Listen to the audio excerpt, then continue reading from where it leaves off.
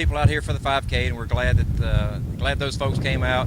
We're glad that we didn't do it yesterday with all the rain. So it's a good day for it, a little breezy, but it's good to see everybody out. Good to see everybody here to ride the car and drive their car on the track. It's always something that our staff looks forward to, where we can give back to less fortunate people for the holidays and make a kid smile on Christmas Day. That's what this whole thing's all about. Yeah, this is our 17th toy drive, so we've been doing it 17 years.